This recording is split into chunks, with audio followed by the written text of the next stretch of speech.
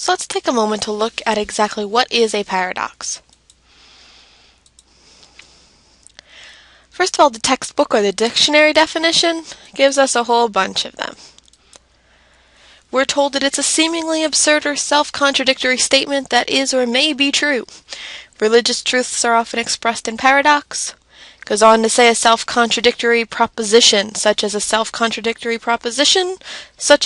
I always tell lies. And it goes on with two less effective definitions.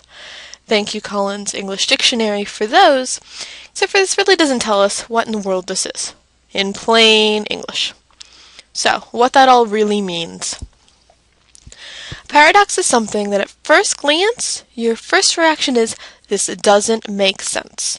The two things contradict each other, they go against each other, and it seems like it's a bunch of nonsense or gibberish.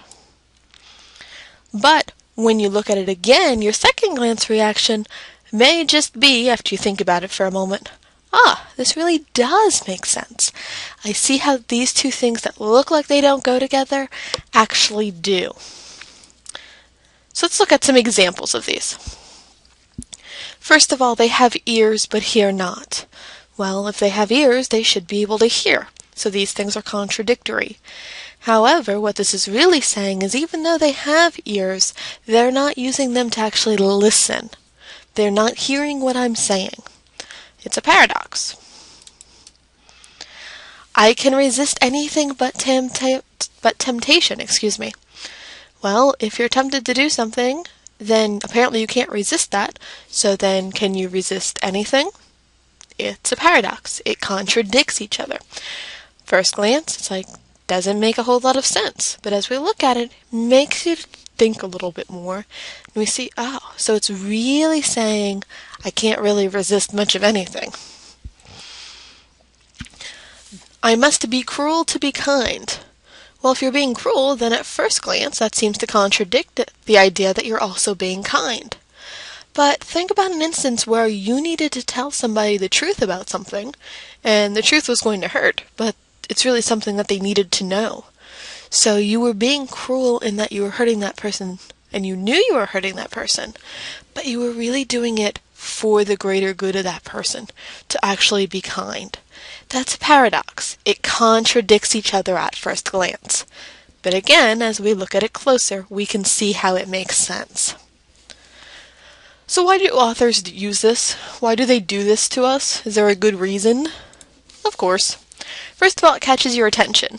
When you read something that contradicts itself like that, your immediate reaction is, what?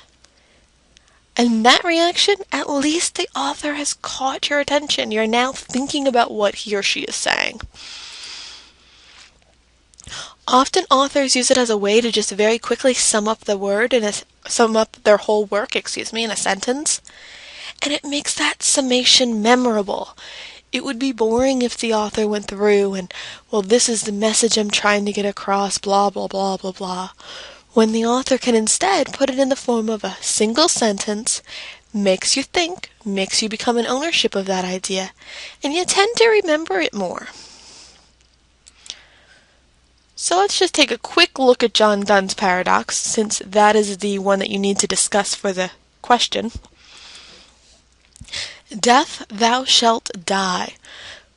Some hints for you as you work on this. Notice the comma after death. It means that John Donne is talking directly to death. So, in essence, he is saying, Death, I'm talking to you. You will die. What does that mean? How does that make sense? Think about the power that death has. Think about people's reactions to death. Those are the key things that you need to consider as you try and figure out what in the world he means when he tells death, you're going to die. Because it seems kind of dumb to tell death they're going to die. But again, look at exactly what power death has and people's reaction to death, and that should point you in the right direction. If you're still having problems with it or you need to ask me any questions, don't forget, just send me an email or give me a call. Thanks!